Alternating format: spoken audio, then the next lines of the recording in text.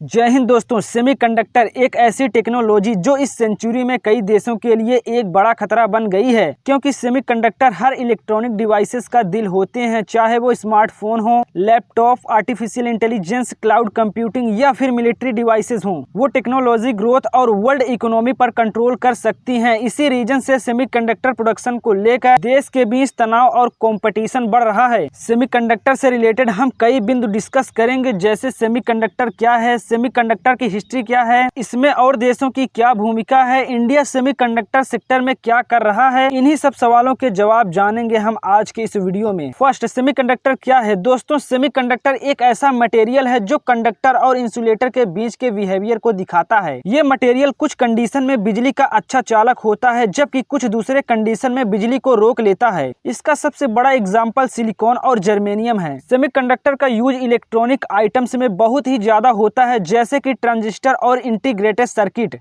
इनकी प्रॉपर्टी को कंट्रोल करके इन्हें काफी इंपॉर्टेंट चीजों में यूज किया जाता है, जैसे कंप्यूटर्स, मोबाइल्स और ऑलमोस्ट सभी मॉडर्न इलेक्ट्रॉनिक डिवाइसेस में। सेकंड, सेमीकंडक्टर की हिस्ट्री क्या है। दोस्तों, सेमीकंडक्टर को पहली बार माइकल फैराडे ने ऑब्जर्व किया था 1833 में, जब एक एक्सपेरिमेंट में सिल्वर सल्फाइड की रेजिस्टेंस कम हुई टेम्परेचर बढ़ाने पर, जो कि मेटल की बिहेवियर से बिल्कुल अलग था। सेमीकंडक्टर में कुछ कंडीशन में करंट को ब्लॉक किया जा सकता है, जो कंडक्टर और इंसुलेटर में करना नामुमकिन है। ऐसी प्रॉपर्टी पहली बार देखी गई कुछ साल बाद 1874 में। रेक्टिफायर इन्वेंशन से इसकी डेवलपमेंट का दरवाजा खुल गया। रेक्टिफायर एसी करंट को डीसी में कन्वर्ट करता है। इसके 70 साल बाद 1947 में अमेरिका की बेल लेबोरेटरीज में काम करने वाले जॉन बार्डिन और Walter Brattain point contactor transistor invention किया। ट्रांजिस्टर एम्पलीफायर या स्विच की तरह काम करते हैं सर्किट में, और इसको बनाने में यदि सेमीकंडक्टर यूज किए जाएं तो इसमें थोड़ा सा करंट अप्लाई करने से भी बहुत ज्यादा करंट को कंट्रोल किया जा सकता है। इससे बहुत ही मुश्किल ऑपरेशन को आसानी से किया जा सकता है। इसके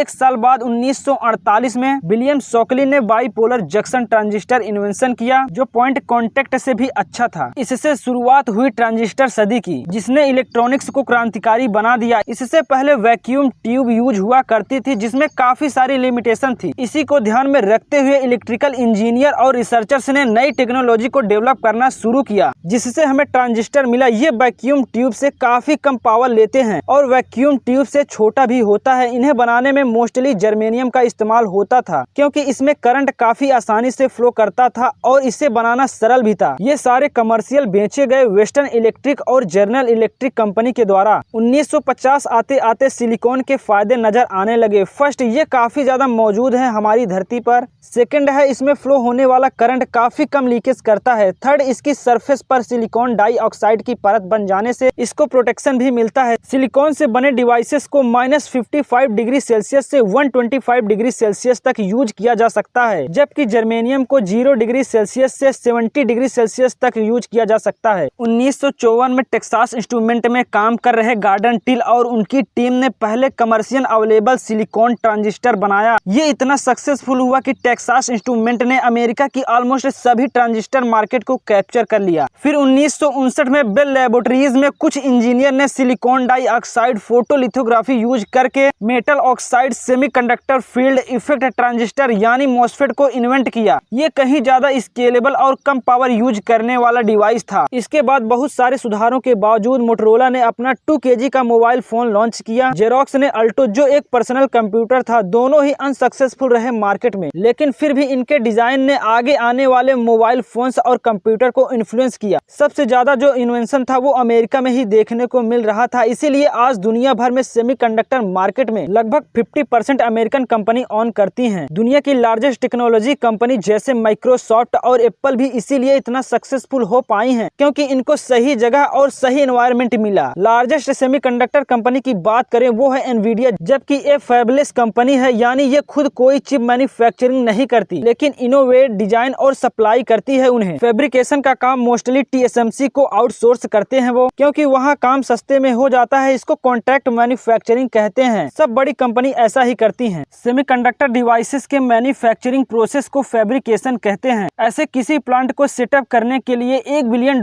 से ज्यादा का खर्चा आता है, यानी 8,400 करोड़ रुपए के आसपास, और ये कभी कभी तो 3 से 4 बिलियन डॉलर तक पहुंच जाता है, यानी 33,000 करोड़ के आसपास। इन खर्चे का बहुत बड़ा कारण है क्लीन रूम। क्लीन रूम एक अलग सा रूम बनाया जाता है जिसमें हवा में मौजूद डस्ट पार्टिकल को रिमूव कर दिया जाता है। इसमें फैब्रिकेशन का काम होता है, क्योंकि चिप्स के फीचर्स काफी छोटे नैनो स्केल पर बनते हैं, जो डस्ट पार्टिकल से भी छोटा होता है। अगर डस्ट को नहीं हटाया गया तो इसके पार्टिकल चिप में चले जाएंगे और चिप सही से काम नहीं करेगी। सारी मशीनरी जैसे फोटोलिथोग्राफी, डोपिंग और डाइसिंग मशीन, सभी चीज इधर होती है, जो कि काफी एक्सपेंसिव है। 5 करोड़ से लेकर 29,000 करोड़ तक एडवांस मशीनें भी लगानी पड़ती हैं। इंटेल और एनवीडिया जैसी कंपनी डिजाइन को तैयार करते हैं, फिर मैन्युफैक्चरर उसे बनाते हैं। ज्यादा एडवांस चिप स्पेशलिस्ट 7 नैनोमीटर और 5 नैनोमीटर चिप को सिर्फ सैमसंग और TSMC बना सकते हैं। पूरी दुनिया में बहुत ही कॉस्टली होता है उनको मैन्युफैक्चरिंग करना। इसके लिए सिलिकॉन वेफर्स पर प्रोटेक्टिव कोटिंग करके फोटोलिथोग्राफी से फीचर्स बनाए जाते हैं। फाउंड्रीज और IDM खुद से ऐसी मशीनें नहीं बनाती, बल्कि इनको इक्विपमेंट मैन्युफैक्चरर से खरीदती हैं, जैसे नीदरलैंड का SML, अमेरिका की लैम रिसर्च और जापान की टोक्यो इलेक्ट्रॉन। आज की सबसे एडवांस फोटोलिथोग्राफी मशीन SML बनाती है। फिर चिप्स बन जाने के बाद उन्हें टेस्ट किया जाता है एक इलेक्ट्रॉनिक टेस्टर की मदद से। ये काम अक्सर outsource semiconductor assembly and test यानी OSAT कंपनी को दिया जाता है, जो सिर्फ चिप्स को टेस्ट करने का काम करती है। ऐसा इसीलिए ताकि टेस्टिंग रिजल्ट्स में चिप बनाने वाली कंपनी की तरफ से कोई दिक्कत न आए। टेस्ट पास कर चुकी चिप को पैकिंग किया जाता है एक प्रोटेक्टिव पैकेज में। इसमें छोटे छोटे मेटल पिंस बाहर निकलते हैं, जिनको बाकी डिवाइसेस से जोड़ा जा सकता है। पैकेजिंग का काम अक्सर OSAT ही करती है, क्योंकि टेस्ट हो चुकी चिप्स को इस टाइम पर पैकेजिंग करना काफी ज्यादा सेफ होता है। एक चिप को हम हमेशा पैकेजिंग फॉर्म में ही देख पाते हैं। इस फोटो में आपको हर टाइप की पैकेजिंग दिखेगी। सेमीकंडक्टर फैब 24 घंटे काम करती हैं और भारी मात्रा में ये पानी और बिजली की खपत करती हैं। सेमीकंडक्टर मैन्युफैक्चरिंग में बहुत से टॉक्सिक केमिकल का इस्तेमाल होता है, जैसे ऑर्सिन और फास्फिन। इसकी वजह से ज्यादातर वर्कर्स में ज्यादा हेल्थ प्रॉब्लम्स भी देखने को मिलती है, जैसे आंखों की रोशनी जाना और कैंसर जैसी बीमारियों का होना। इंडियन इलेक्ट्रॉनिक सेक्टर की बात करें तो ये हमारे देश की GDP में 1.7% कंट्रीब्यूट करते हैं, और कंपेयर करें तो ताइवान 15.5%, साउथ कोरिया 15% और चाइना 13% कंट्रीब्यूट करता है। इंडिया आज दुनिया का 5% इलेक्ट्रॉनिक आइटम बनाता है, जो ज्यादातर देश में ही इस्तेमाल हो जाता है। एक्सपोर्ट कम होता है। स्पेसिफिकली सेमीकंडक्टर को देखें तो उसमें भी इंडिया में टैलेंट की कमी नहीं है। ITIF के मुताबिक दुनिया के 20% डिजाइन इंजीनियर, जो कि लगभग 1,25,000 इंडिया में ही हैं, लेकिन जहां 8 लाख इंजीनियर हर साल ग्रेजुएट होते हैं, उसमें से बहुत कम होते हैं जो इस इंडस्ट्री में काम करने योग्य होते हैं। पूरी तरह से स्किल नहीं सीख पाते। कोविड से हुई सप्लाई चेन में डिस्टर्बेंस से भी इंडियन इलेक्ट्रॉनिक्स को फायदा हुआ है। जो कंपनी पूरी तरह या ज्यादातर चाइना में मैन्युफैक्चरिंग कर रही थी, उन्होंने अपने काम को इंडिया, वियतनाम और मलेशिया जैसे देश में फैलाया। दोस्तों, इंडिया का ड्रीम है कि 2029 तक स्मार्टफोन का 25% मार्केट शेयर हासिल करना, जो कि अभी केवल 4% है। लेकिन इसमें सबसे बड़ी समस्या है हाईएस्ट टैक्स। इंडिया चार्जर्स, कुछ सर्किट बोर्ड्स और फुली असेंबल्ड फोन्स पर 20% का हाईएस्ट टैक्स लगाता है और बैटरीज पर 10% का। इसके मुकाबले चाइना और वियतनाम अपने ट्रेडिंग पार्टनर और फ्री ट्रेड एग्रीमेंट वाली कंट्रीज पर कभी भी 10% से ज्यादा टैक्स नहीं लेते। अक्टूबर 2023 में एक ताइवान की कंपनी विस्टॉन कॉर्पोरेशन, जो आईफोन मैन्युफैक्चरिंग करता है, वो अपना कर्नाटक प्लांट टाटा को बेच दिया। नवंबर 2023 में चाइनीज कंपनी लेनोवो इंडिया में मदरबोर्ड मैन्युफैक्चरिंग कर रही है। दोस्तों, जनवरी 2024 में सैमसंग ने उत्तर प्रदेश के नोएडा में लैपटॉप बनाने के लिए भी अनाउंसमेंट किया है। पेगाट्रॉन कंपनी ने भी अपने चेन्नई प्लांट का 65% शेयर टाटा को बेचने का फैसला किया है, जहां वो आईफोन मैन्युफैक्चरिंग करते हैं। इन सब फॉरेन इन्वेस्टमेंट से 2023-24 में इंडिया ने $29.1 बिलियन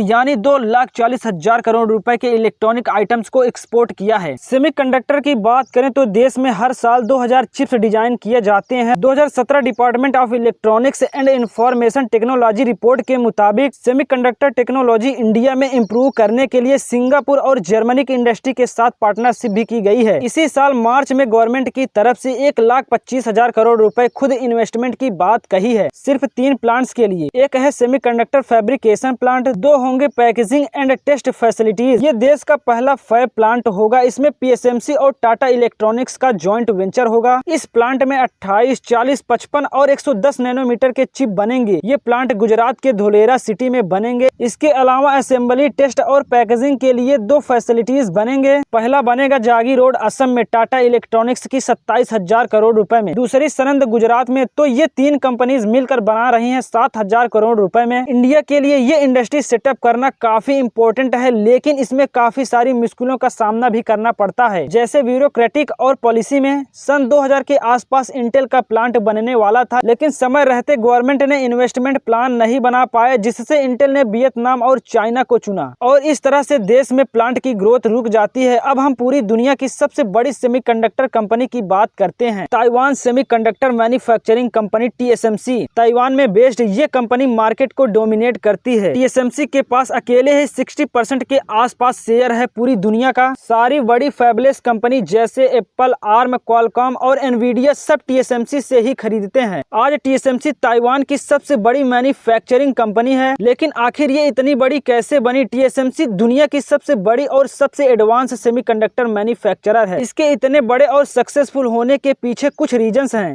फर्स्ट, गवर्नमेंट सपोर्ट। दोस्तों, 1986 में ताइवान की गवर्नमेंट ने मॉरिस चैंग, जो कि एक इलेक्ट्रिक इंजीनियर हैं और कई साल टेक्सास इंस्ट्रूमेंट में काम कर रहे थे, सेमीकंडक्टर पर उनको एक रिसर्च इंस्टीट्यूट का प्रेसिडेंट बनाया ताइवान में। और सेमीकंडक्टर को डेवलप करने के लिए उनको एक ब्लैंक चेक दिया गया, लेकिन इसमें हाई इन्वेस्टमेंट और हाई रिस्क की वजह से इन्वेस्टर नहीं मिल पा रहे थे। सिर्फ डच कंपनी फिलिप्स ने इन्वेस्ट किया $58 मिलियन। प्रोडक्शन टेक्नोलॉजी को भी ट्रांसफर किया और अपनी इंटेलेक्चुअल प्रॉपर्टी को भी लाइसेंस किया। TSMC में 27.5% स्टेक के लिए ताइवान की गवर्नमेंट ने जर्नस टैक्स बेनिफिट्स दिए और सेटअप करने के लिए 48% कॉस्ट भी कवर की। बाकी कैपिटल ताइवान के दूसरे बिजनेसमैन ने इन्वेस्ट की, ताइवान गवर्नमेंट की रिक्वेस्ट और धमकी पर। Second, फाउंडरी model. TSMC ने एक पूरे प्ले फाउंडरी मॉडल को अडॉप्ट किया, जिसका मतलब है कि कंपनी सिर्फ चिप्स बनाती है, लेकिन खुद के लिए प्रोडक्ट डिजाइन नहीं करती। ये उन कंपनी के लिए काम करती है जो अपने चिप्स का डिजाइन करते हैं, जैसे कि एप्पल, क्वालकॉम, एनवीडिया और AMD। इस मॉडल की वजह से ये कंपनी मल्टीपल कस्टमर को सर्व करती है और किसी के साथ कंपटीशन में नहीं आती।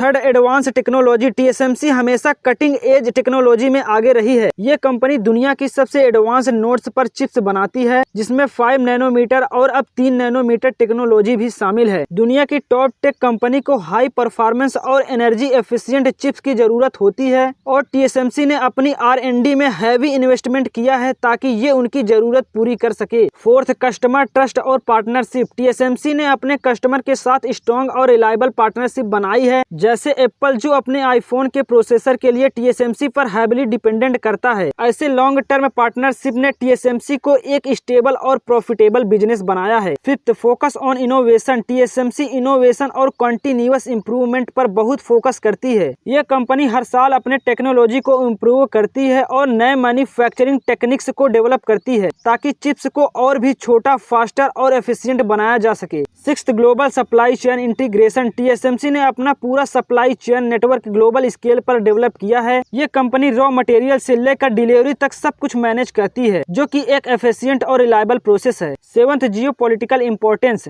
TSMC की मोनोपोली और एक्सपर्टीज ने इसे जियोपॉलिटिकली भी इम्पोर्टेंट बना दिया है, क्योंकि अमेरिका और चाइना दोनों ही इस पर डिपेंड करते हैं एडवांस चिप्स के लिए। ये डिपेंडेंसी TSMC को स्ट्रेटेजिकली इम्पोर्टेंट और प्रोटेक्ट कंपनी बनाता है। इन सब फैक्टर ने TSMC को दुनिया की सबसे बड़ी सेमीकंडक्टर कंपनी बनाने में मदद की है। अब बात करते हैं इंडिया में गवर्नमेंट को सेमीकंडक्टर के सेक्टर में फ्यूचर प्लान्स क्या बनाने चाहिए, जिससे इंडिया सेमीकंडक्टर के सेक्टर में आगे जा सके। इंडिया को सेमीकंडक्टर सेक्टर में आगे बढ़ाने के लिए कुछ कॉम्प्रहेंसिव और स्ट्रेटेजिक प्लान्स बनाने की जरूरत है। ताइवान और अमेरिका जैसे लीडर्स के साथ कंपटीशन करना एक चैलेंजिंग टास्क है, लेकिन सही इन्वेस्टमेंट, पॉलिसी और रिसर्च के जरिए ये पॉसिबल है। कुछ इंपॉर्टेंट स्टेप्स जो इंडिया को सेमीकंडक्टर इंडस्ट्री में लीडरशिप के लिए लेने चाहिए। First, infrastructure development, fabrication units का setup. Semiconductor manufacturing highly capital intensive होती है। इंडिया को एडवांस सेमीकंडक्टर फैब्रिकेशन यूनिट्स यानी फैब्स बनानी चाहिए। इसके लिए सेमीकंडक्टर फाउंड्रीज की डेवलपमेंट और उन्हें वर्ल्ड क्लास टेक्नोलॉजी के साथ इक्विप करना जरूरी है। Supply chain strengthening, semiconductor production के लिए रॉ मटेरियल जैसे silicon wafers, rare earth elements, chemical आदि का स्टेडी सप्लाई होना चाहिए। इंडिया को इसके लिए एक सस्टेनेबल और रिलायबल सप्लाई चेन बिल्ड करनी होगी। Second, research and development, advance research and development centres का सेटअप। सेमीकंडक्टर्स का टेक्नोलॉजी रैपिडली इवॉल्व करता है। इंडिया का cutting edge research and development centres establish करने चाहिए जो सेमीकंडक्टर डिजाइन और डेवलपमेंट में आगे बढ़े। Collaboration with global experts, Taiwan और अमेरिका के एक्सपर्ट के साथ कोलैबोरेशन करके नॉलेज ट्रांसफर करना और एडवांस प्रोसेस को अंडरस्टैंड करना इंडिया के लिए फायदेमंद होगा। Third, skilled work force development, education and training programmes. Universities और इंस्टीट्यूशन को सेमीकंडक्टर मैन्युफैक्चरिंग और माइक्रो इलेक्ट्रॉनिक्स के स्पेशलाइज्ड ओरिएंटेड कैरिकुलम और एडवांस ट्रेनिंग प्रोग्राम्स जरूरी है। इन सब के थ्रू इंडिया अपने सेमीकंडक्टर सेक्टर को ताइवान और अमेरिका जैसी लीडर्स के बराबर ले जा सकेगा। लॉन्ग टर्म विजन और सस्टेंड के साथ India global semiconductor supply chain में एक मेजर प्लेयर बनने की पोटेंशियल रखता है। तो दोस्तों, आपको क्या लगता है, इंडिया को और कौन से स्टेप उठाने चाहिए? नीचे कमेंट बॉक्स में लिख कर बताइए। ऐसी ही और इन्फॉर्मेटिव वीडियोस के लिए हमारे यूट्यूब चैनल को सब्सक्राइब करना मत भूलिएगा। मिलते हैं अगली वीडियो में, तब तक के लिए जय हिंद, वंदे मातरम।